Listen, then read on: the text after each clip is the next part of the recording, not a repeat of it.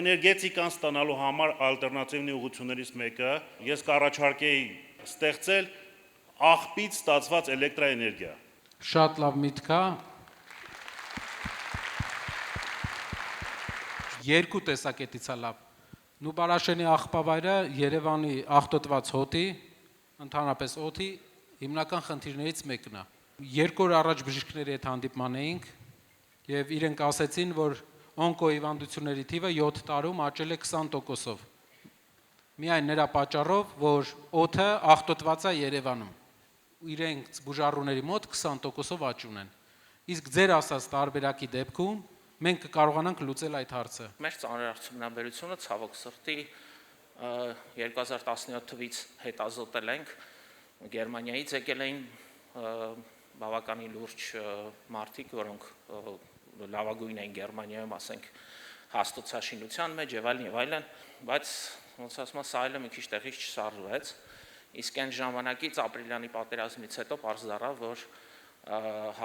ծանր արդյունաբերությունը դա ֆունդամենտն է ամեն ինչի։ Մի անգամ մի գերմանացի մարդ ասեց պամիդորներով կռիվը չեն կրի։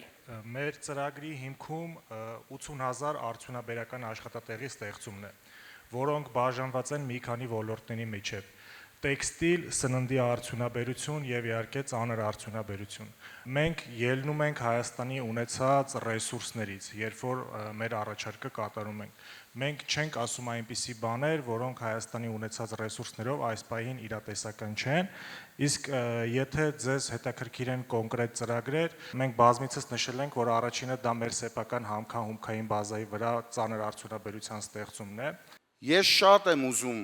լսել ձեզանից ու հասկանալ իշխանության գալով վերջապես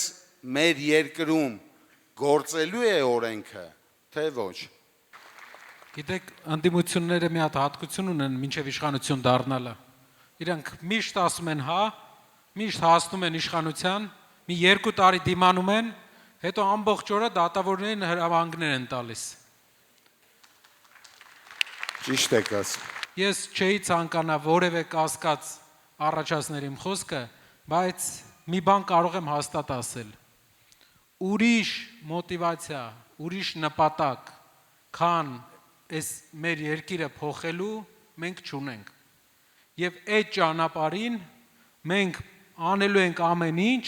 որ երբ որ մենք չլինենք, ուրիշ իշխանություն լինի, չկարողանա անի այն, ինչ հիմա են անում։ Պարոն Կարապետյան, դուք ինչպես եք գտնում Սփյուռքին արժե ներգրավել ձեր ծրագրերի համար, որովհետև ունենք կայացած մարդիկ, որոնք կարող են մեր տնտեսությունը զարգացնել։ Պատկերացրեք մի ազգ, որ 60%-ին չի ներգրավում process-ների մեջ։ Հայ ժողովուրդը 7-8 միլիոն է տարբեր տվյալներով, բայց Հայաստանում ապրում է 3 միլիոն։ Այսօր Սփյուռքը ինչքանով է ներգրավված Հայաստանի process-ների մեջ։ Օրինակ մենք գիտենք Անգլիայում կա Լորդ Արա Դարզի, ամենահայտնի լորդերիցը, ով Անգլիայի առողջապահական համակարգի ստեղծողն է։ Հայ, մեր օրենքներով ինքը իրավունք չունի Հայաստանում որևէ պաշտոն ստանա։ Որևէ հնարավորություն չի կարող նա ունենալ Հայաստանում։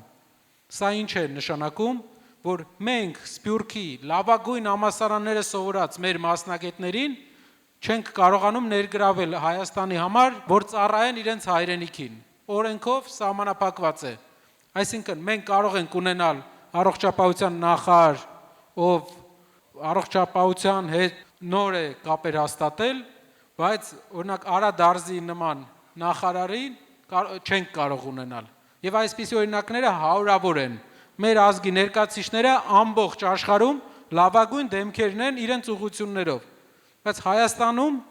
նենց օրենսդրական սահմանափակումներ ենք դրել, որ մարդիկ ուղղակի պետքա գան, Արարատը նայեն ու գնան։ Որևէ անելու բան չունի։ Երկրորդը շատ կարևոր հարց նաև օրենքի գերակայության առումով, եթե սփյուռքահայերը պաշտպանված զգացին Հայաստանում, Հայաստանի ամբողջ պոտենցիալը կկրկնապատկվի։ Միայն մեր սփյուռքի հայրենակիցների հաշվին։ Մեծ թիմով եք աշխատում։ Այս պահին հիմնականը աշխատում եմ ես իմ արհեստական բանականությամբ գործիքներով, բայց հետագայում նախատեսում ենք թիմի մեջ էլի մարդիկ ընկեր։ Շատ լավ է, ոգևորիչ է։ Մենք ունենք այս պոտենցիալը ու ականատես ենք լինում դրան։ Պատկերացրեք ինչ կլիներ, եթե մասնագիտացված դպրոցներ լինեին։ Ի պաշտպանություն մեր երկրի հիմնական այն փրկիչ բանը պետք է լինի, պարոն Կարապետյան, որ պետք է ես խնդրեմ, որ ծրագրերում ներառեք մշակութային քաղաքականության դոկտրինան։ Մենք պարտավոր ենք պահպանել մեր մշակույթը, մեր ինքնությունը, մեր տեսակը։ Շնորհակալ եմ շատ ոգևորիչ խոսքի համար։ Շնորհակալ եմ բոլորից, որ ժամանակ տրամադրեցիք եւ եկաք։ Խնդրում եմ, այնինչ այսօր քննարկեցինք, այն ծրագրերը, որ ներկայացրեցինք, պատմեք ձեր ընկերներին, շրջապատին տնտեսական ծրագրերի մասին։